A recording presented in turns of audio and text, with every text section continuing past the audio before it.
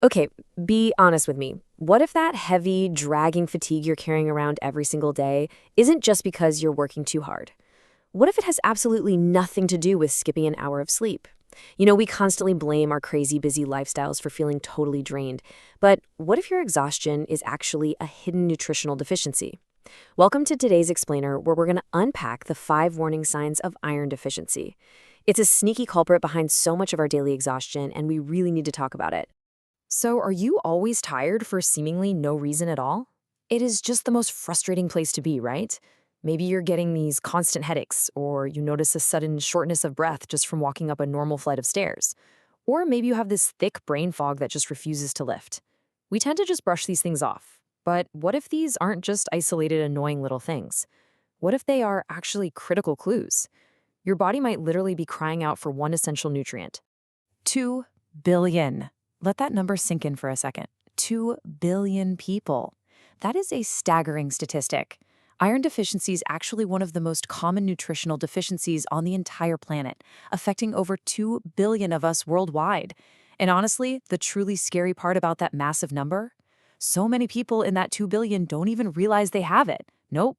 They just accept feeling terrible as their brand new normal, at least until it severely impacts their daily lives. Section 1. Your oxygen delivery system. Let's look at how iron actually powers your body. Now, to really make sense of all this, we first need to understand hemoglobin. This is the protein inside your red blood cells that is completely responsible for carrying oxygen from your lungs to every single organ and tissue in your body. Picture this analogy because it helps a lot. Imagine your red blood cells are this massive fleet of delivery trucks driving through your veins. In this scenario, hemoglobin, which is built directly by iron, is the cargo compartment of those trucks. And the oxygen, well, that's the precious package being delivered. So, without enough iron, you simply cannot build enough cargo compartments to get the packages where they need to go. And what happens when you lack the iron to make that hemoglobin? Well, less oxygen reaches your organs. This results in a condition called iron deficiency anemia, which happens to be the world's most common type of anemia. The impacts here are totally systemic. Your energy production just plummets. Your immune system weakens, your brain function slows way down, and your overall muscle health is reduced. Your whole system is essentially trying to run on restricted oxygen. No wonder you feel awful. Section 2. The 5 warning signs. These are the clues your body is running on empty. Sign number 1 is persistent fatigue. Now look, everyone feels tired occasionally. But we are absolutely not talking about normal tiredness here. This is a deep, profound exhaustion. We're talking about waking up after a full 8 hours of solid sleep and still feeling completely drained. Simple everyday activities like, going grocery shopping or climbing a single flight of stairs suddenly feel physically impossible. And why does this happen? Because your muscles and organs literally lack the oxygen they need to function. Your heart is working overtime, and your muscles are becoming way less efficient, completely draining whatever energy reserves you had left. Which brings us right to sign number 2, shortness of breath and a rapid heartbeat. As oxygen delivery drops throughout your body, your internal emergency response just kicks right in. To compensate for that lack of oxygen in the blood, your body forces you to breathe faster and forces your heart to pump much, much harder. This is exactly why you might suddenly experience heart palpitations, chest discomfort, or even dizziness when you just stand up. Your heart is desperately, frantically trying to circulate whatever oxygen is left in the tank. Moving on to sign number 3, pale skin and cold hands. Iron is exactly what gives healthy blood its bright red color. So when your hemoglobin decreases, your skin loses that healthy rosy glow. Actually, a really great way to check this right now is to look at the inside of your lower eyelids, your gums, or your nail beds. Have they kind of lost their healthy red or pink color? Plus, you might notice your hands and feet are always freezing cold. And this isn't just poor circulation. It's actually because your body is really smart. It's prioritizing sending the limited oxygen to your vital organs first, which basically leaves your extremities out in the cold. Sign number 4 takes us straight to the cognitive clues: headaches, brain fog, and trouble concentrating. You might find yourself feeling surprisingly forgetful, struggling with a poor memory, or just feeling mentally slow all day.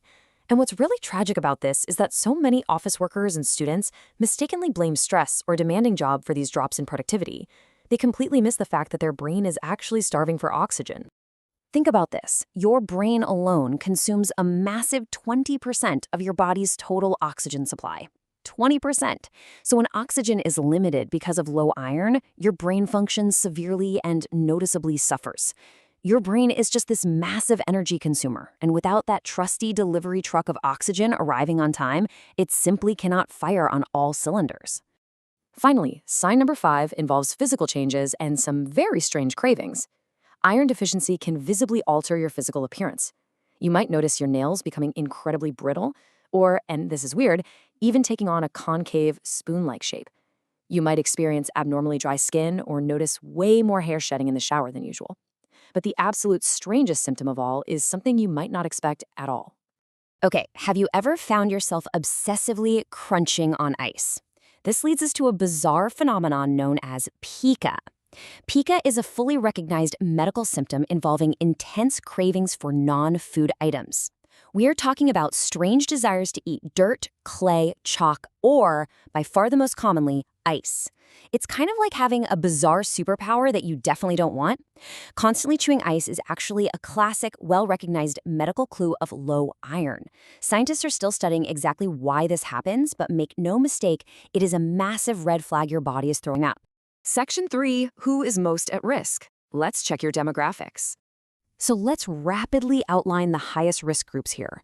First up, women with heavy menstrual periods or pregnant women are highly susceptible, just due to blood loss and increased physiological demands. Next, children and teenagers going through rapid growth spurts need a lot more iron than usual. Vegetarians and vegans are also at risk if their diets aren't really carefully planned out to include alternative iron sources. Frequent blood donors, people with digestive disorders like celiac or inflammatory bowel disease, which actually block nutrient absorption, and older adults or anyone experiencing chronic bleeding, like from ulcers, also fall right into this high-risk category. If you fit into literally any of these groups, you really need to monitor your iron status very closely. Section 4, restoring your iron levels. Here are the safe and medically sound next steps.